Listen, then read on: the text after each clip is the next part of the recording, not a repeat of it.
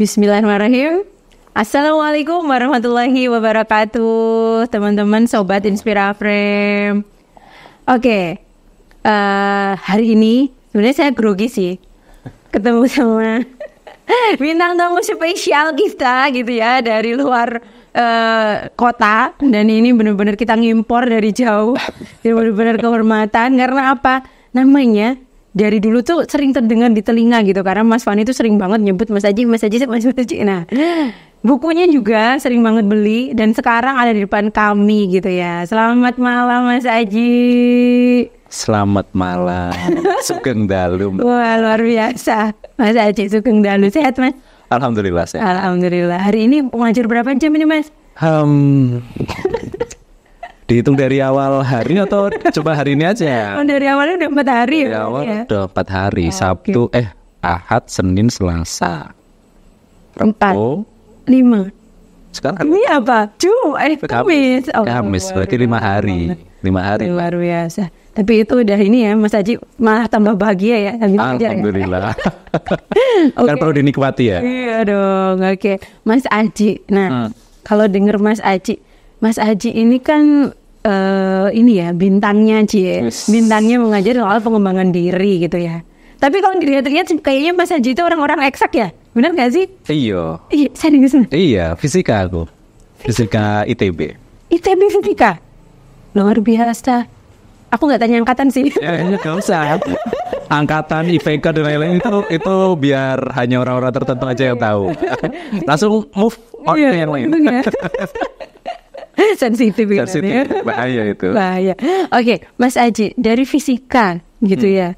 Tapi kenapa waktu ini sekarang ini kok tertariknya di pengembangan diri, itu ceritanya gimana Mas? Ceritanya panjang Mbak. Ya jadi agak susah ya diceritakan. Iya. Karena kan sempat masa-masa pencarian itu setelah kuliah itu sekitar 5 tahunan. 5 tahunan terus akhirnya ya memutuskan, kalau kata istri, Bok ya ditekuni siji gitu kan.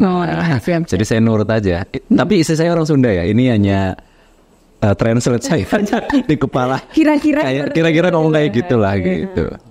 Kurang lebih begitu sih. Awalnya macam-macam sih. Jualan ini, jualan itu dan sebagainya. Oke. Berarti jurusan fisika. Berarti Mas Aji itu sama sekali nggak mempergunakan jurusan itu untuk ini ya. Cara berpikirnya masih dipakai. Cara berpikir ya kan. Oh iya. Kan di fisika itu kan kita belajar berpikir logis, berpikir secara lebih terstruktur, sistematis dan sebagainya sih. Ya logis. Cukup boleh nggak ngomongin fisika dulu? Nggak bisa. Langsung teringat gitu ya. Oke, berarti setelah itu Mas Aji di pengembangan diri dan lebih kita kenalnya itu NLP Mas. Kita emang dengarnya. Jadi itu awalnya Mas Fani sering banget ngikutin training soal wirausaha. Ya. Dan itu memang sama guru-gurunya itu harus belajar NLP gitu. Nah, Neuro Linguistic Program. Apa Mas NLP? Itu kepanjangannya udah benar. Karena saya ikut training juga. Neuro Linguistic Program. Iya. Ya. Jadi neuro itu berkaitan dengan sistem saraf, pikiran lah ya. Mungkin gampangnya bagaimana kita berpikir. Linguistik itu terkait dengan bahasa, strukturnya itu seperti apa, pola-polanya seperti apa. Kemudian programming itu adalah ya program-program yang ada di dalam pikiran. Artinya asumsinya itu kalau di dalam NLP itu manusia itu di dalamnya itu ada programnya. Nah, program-program di dalam pikiran manusia yang nantinya ujungnya menghasilkan perilaku itu ternyata bisa dipengaruhi dengan bahasa-bahasa tertentu. Bahasa tertentu. Iya, jadi misal kita ngerti bahasanya, kayak kita inilah ngoding gitu ya. Programmer komputer itu kan dia ngoding, dia perlu ngerti bahasanya, misalnya apa? C++ dan sebagainya gitu ya. Iya benar. Nah, NLP itu kayak bahasa untuk ngoding pikiran kita, sehingga harapannya itu pertama kita bisa mengelola pikiran, perasaan, perilaku kita dengan lebih baik. Yang kedua harapannya kita bisa berkomunikasi dengan orang lain dengan lebih baik, karena kan kita komunikasi pakainya bahasa kan. Sederhananya sih gitu sih. Iya. Panjangnya nantilah. Panjangnya nanti ada pelatihannya. Oke. Dan itu bisa dipelajari oleh semua orang, Mas? Bisa dipelajari oleh semua orang. Mungkin contoh sedikit ya. Iya. Kadang-kadang kita itu nggak menyadari bahwa urutan dalam berbahasa itu mempengaruhi pikiran dan perasaan kita. Padahal sangat mempengaruhi urutannya aja. Urutan. Contoh misalnya gini. Sintaksnya. Contoh misalnya gini. Aji digigit anjing. Itu kan urutannya ada aji, ada digigit sama anjing. Iya. Dibalik aja urutannya. Anjing digigit aji, sama nggak artinya? Enggak, udah beda. Artinya beda. Artinya urutan bahasa itu mempengaruhi apa yang muncul di dalam pikiran dan terus jadi geli kan. Kok anjingnya digigit aji dan sebagainya. Nah, di NLP kita belajar supaya lebih sadar dengan bahasa yang kita gunakan. Karena begitu kita lebih sadar, ya kita akan lebih mudah untuk berdaya, semangat dan sebagainya. Benar. Terus gini Mas, ada beberapa teman saya dari psikologi misal. Sebenarnya berseberangan nggak sih psikologi sama NLP itu Mas? Soalnya kan kayaknya psikologi juga mempelajari itu gitu. Itu gimana hubungan mereka tuh sebenarnya Mas? Hubungannya baik-baik saja sih. Tergantung sih Mbak. Maksudnya tergantung orangnya sih. Maksudnya ada orang-orang yang di psikologi yang memang menganggap NLP itu sebagai ilmu atau metode komplementer yang bisa ngebantu. Ya anggap kalau kedokteran NLP itu pengobatan alternatifnya lah gitu. Dan menganggap itu komplement dengan ilmu yang mereka pelajari. Tapi ada juga tetap aja yang antipati itu ada. Ya namanya hidup ya. Setiap orang punya pilihan, setiap orang itu punya persepsi dan perspektif masing-masing. Benar. Jadi ya kalau ditanya hubungannya seperti apa, hubungannya baik-baik saja. Ada yang menjadikan NLP sebagai komplementer, ada juga yang ngapain sih belajar kayak gitu? Nggak perlu juga gitu. Oke. Tapi itu berefek di semua bidang nggak sih Mas NLP kalau kayak gitu? Bisa nggak dimasukkan gitu? Di dunia kedokteran bisa, sebagai guru. Nanti kalau tak jawab iya, terus nanti klaimnya NLP bisa untuk mana-mana terus. Oke. Jadi kemarin alhamdulillah kan kita udah belajar. Kita kan usaha tiap hari, tiap hari kesehariannya usaha. Dan alhamdulillah ketika ikut pelatihan itu Mas, ternyata dari berbagai macam orang itu ikut dan ternyata merasakan efeknya. Misal ibu rumah tangga, ngobrol sama anak jadi enak, yang dokter juga jadi enak kayak gitu ya. Terus guru juga jadi enak kayak gitu. Nah itu kalau Mas Aji sendiri, itu sebenarnya paling pas NLP itu buat bidang apa Mas? Ya. Kenapa tadi ada ibu rumah tangga, terus ada dokter dan lain-lain ya, tukang dagang, bisnis dan lain-lain itu merasa enak karena memang manfaat NLP kan kalau diringkas kan dua sebenarnya. Satu, bagaimana kita berkomunikasi lebih baik dengan diri sendiri. Karena kadang-kadang kita ngomongin komunikasi itu cuma dengan orang lain kan. NLP itu belajar kita komunikasi dengan diri sendiri lebih baik. Dan berapa ribu kata yang kita omongin dalam kepala kita setiap hari. Kalau kata-kata yang muncul di kepala kita itu kata-kata yang bikin kita down, yang bikin kita insecure, yang bikin kita overthinking dan sebagainya kan, berarti kata-kata yang kita munculkan, kalimat yang kita munculkan itu kan tidak memberdayakan kita kan. Nah NLP itu belajar bagaimana kita berkomunikasi lebih baik. Kalau ada kalimat-kalimat seperti ini tuh harus diapain sih? Misalnya kita belajar ada meta model. Kita bisa tanyakan tuh, kita bisa kritisi pikiran-pikiran itu dan sebagainya. Yang kedua, selain berkomunikasi dengan diri sendiri, belajar NLP itu juga manfaatnya adalah bagaimana kita bisa lebih baik berkomunikasi dengan orang lain. Karena kan medianya ketika misalnya aku sama Mbak Kitty ngomongnya kan lewatnya bahasa tuh. Betul. Kalau aku nggak aware dengan bahasa yang aku gunakan, ya aku nggak bisa menyampaikan apa yang ada di kepalaku dengan baik ke Mbak Kitty dong. Iya benar. Benar enggak? Iya benar. Makanya kalau belajar NLP, syaratnya belajar NLP di tempat yang tepat ya Mbak ya. Oh gitu. Emang ada Mas beberapa tempat gitu ya? Aku nggak bisa ngomong banyak, cuma ketika mau belajar NLP ya dipelajari dulu lah tempatnya gitu. Oh gitu. Macam-macam kan. Oh ada banyak ya berarti. Ada banyak. Kalau di Mas Aji sendiri komunitasnya berarti namanya? Indonesia NLP Society. Indonesian NLP Society. Oke. Itu berusaha berada. Kalau saya nggak pakai kaosnya ya. Oh iya. Kayaknya ada tadi yang bawa. Iya. Itu berarti terbesar Mas di Indonesia. Nah itu saya kalau rekam kayak gini klaim-klaiman itu agak gimana gitu ya. Cuma kalau misalnya kriterianya yang dimaksud dengan komunitas ini adalah komunitas pembelajar dan praktisi NLP yang di dalamnya itu ada kegiatan belajar gitu ya. Bukan cuma jualan training, bukan cuma lagi. Ya itu Mbak Kitty yang ngomong bukan saya. Misalnya coba jualan training dan sebagainya.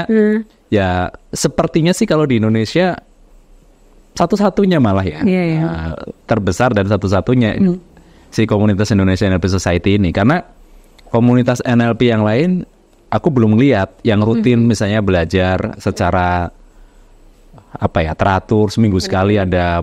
Kalau di NLPS, singkatnya NLPS, itu ada practice group, terus kemudian beberapa bulan sekali itu ada pertemuan yang agak lebih besar, kadang ada NLP Talks, NLP Class dan sebagainya. Belum lihat komunitas praktisi pembelajar NLP yang sehidup ini sih di Indonesia ya. Oke. Gitu. Di NLPS sudah. Boleh diklaim nggak sih kayak gitu? Oh boleh dong, harus pede Mas dengan branding kita. Oke. Terus ini Mas, saya tuh merasakan sendiri gitu ya. Setelah ikut NLP itu saya merasa ini belajarnya di NLPS juga? Iya jelas. Kan saya sudah belajar. Saya nggak mandingin di mana-mana gitu. Nggak, jadi saya merasa gitu ada perbedaan juga, terutama sama pasangan sih Mas. Setelah mengikuti pelatihan itu memang saya sama pasangan itu lebih meminimalisir kesalahpahaman gitu. Oke. Karena kita kayak mempelajari pola pikiran, pola perasaan, pola perilaku kita sendiri dan pasangan kayak gitu. Nah, kira-kira bisa nggak sih NLP itu untuk kayak terapi misal kecemasan? Soalnya kemarin itu kayak teman-temanku ke psikolog gitu ya, tapi kok kayaknya belum tenang. Terus lihat selebaran NLP, kayaknya ngelola pikiran bagus nih kalau di NLP gitu. Sebenarnya memang ada ya Mas kayak gitu.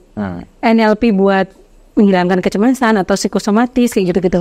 Oke. Kalau asal muasalnya tahun 70-an kan memang awalnya itu NLP itu adalah hasil dari modeling itu menemukan pola ya. Hasil dari memodel para psikoterapis kan. Ada Fritz Perls, ada Virginia Satir yang terkenal dengan family terapinya, kemudian ada Milton Erickson. Sehingga memang kalau di awal-awal di tahun 70-an dulu sampai 80-an itu memang NLP itu dipakainya memang untuk kasus-kasus psikoterapi, kecemasan, fobia dan sebagainya. Jadi kalau ditanya apakah bisa dipakai itu, ya tentu bisa. Dengan syarat. Kalau misalnya mau dipakai untuk diri sendiri, tidak melalui bantuan orang lain, berarti kan kita perlu terampil dong di ilmu NLP-nya. Kita perlu latihan dan sebagainya. Baru mungkin bisa diterapkan ke diri sendiri. Tapi kalau misalnya butuh bantuan orang lain, misalnya kita butuh bantuan praktisi NLP dan sebagainya, saya sarankan praktisi NLP-nya itu ya memang punya background psikolog atau konselor. Gitu. Berarti ngaruh juga ya? Iya, karena mau bagaimanapun juga yang punya kapabilitas untuk mapping atau mendiagnosis kondisi psikis seseorang kan teman-teman psikolog, teman-teman konselor. Jadi kita nggak bisa bahwa wah praktisi NLP menggantikan psikolog, itu nggak bisa, nggak bisa. Berarti saran saya tetap punya background itu. Berarti malah justru teman-teman psikolog kalau misal mau tambah NLP malah lebih expert gitu ya dalam menangani. Nggak klaim juga sih. Sebenarnya keren banget gitu loh. Jadi kayak ilmu dari psikologinya tambah NLP kan lebih keren. Sih. Mas Teddy Palsda itu kan sering ngomong kalau pakai versi sederhana NLP itu psikologi praktis, versi sederhananya gitu kan. Artinya psikologi yang bisa dipakai untuk diri sendiri ya. Yang praktis bisa dipakai untuk diri sendiri, ya untuk keperluan keseharian lah. Banyak banget ternyata ya, keren banget. Terus ini kita ternyata di Jogja juga mau ngadain Mas ini pelatihan NLP. Oke, mungkin bisa memberi motivasi kepada teman-teman Mas agar juga bergabung nih, juga mencari ilmu bareng-bareng gitu. Jadi ILC itu kan nama sebenarnya kan ya? Nama untuk pelatihan NLP. Kenapa nggak ada NLP-nya? Itu banyak protes. Kan Darul Arkom gitu. Darul Arkom. Darul Arkom NLP ya. Jadi ILC itu kepanjangannya Essential Life Course, karena maksudnya itu adalah bagaimana kita bisa menggunakan NLP untuk kehidupan gitu. Simpelnya gitu. Dulu namanya Essential NLP dulu namanya. Oh, Ya, sempat karena- nanti ya. Essential NLP cuma karena nama Essential NLP ini dipakai oleh rekan kita di tempat lain, sudah didaftarkan gitu. copyrightnya, brandnya, akhirnya kita mengalah untuk ganti nama gitu sih. Oke. Tapi intinya sebenarnya itu belajar tentang NLP itu ada 4 hari lah. 4 hari. 2 hari pertama itu belajar tentang bagaimana memanfaatkan NLP itu untuk menjadi pribadi yang excellent. Pribadi dulu. Iya, Kita dulu ya. menerapkan NLP untuk diri sendiri. Karena kebanyakan orang itu ketika belajar NLP itu udah fokusnya itu gimana saya bisa pakai nih, saya mau pengaruh ini, saya mau pengaruh nih, saya pengen mengubah orang lain. Padahal yang paling butuh untuk diubah kan diri kita sendiri. Benar. Jadi 2 hari pertama itu adalah bagaimana kita menjadi pribadi yang excellent. Nerapin pola-polanya NLP itu gimana sih? Nah 2 hari berikutnya baru kita ngobrolin relationship excellent. Bagaimana kita menggunakan NLP itu untuk meningkatkan komunikasi interpersonal. Bagaimana kita bisa membangun hubungan yang lebih baik. Nah ini bermanfaat kalau misalnya apa ya, business owner lah misalnya, business owner pengen lebih dekat dengan timnya, ya modul yang kedua ini akan sangat membantu.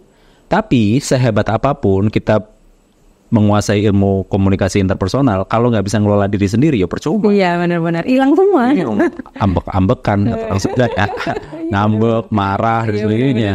Ya bagaimana kita bisa praktekin komunikasi interpersonal yang baik? Makanya selalu pondasi awalnya itu adalah Diri personal excellence dulu gitu. Oke, siap. Kurang lebih begitu, kita strukturnya begitu. Oke, siap. Berarti langsung ya habis Kapan ini. tuh? Kapan kelasnya? Juli. Oh, Juli. Iya, jadi Juli nanti ada pembukaan INP. Apa namanya ILC. Jadi teman-teman nanti dari background apapun gitu ya, apalagi yang jomblo-jomblo juga yang mau deket sama calon mertua bisa. Kira-kira jomblo-jomblo yang mau deket sama Mas Aji. Bahaya ya. Nggak apa-apa, maksudnya cari ilmunya gitu ya. Itu bisa langsung daftar. Nanti kita ada. Iya, nanti di bawah ini nanti, dan ada di Instagram. Semua di Instagram ada informasinya. Instagramnya apa gitu? Oh iya, ada nanti di sini juga. Oke, terima kasih Mas Aji. Oke, Kita ngobrol-ngobrol. sama-sama, Semoga Kiki. oh ya teman-teman, nanti kalau udah ikut NLP nanti ngomongnya udah kayak Mas Aji ini, terstruktur, ramah gitu kan. Kodamnya sebelah mana Mas? Luar biasa, nanti bakal jadi gini lah kita modeling kan Mas, pengen kayak Mas Aji gitu. Oke, dan ini buku-buku dari Mas Aji ya teman-teman. Yang masih cetak yang mana Mas?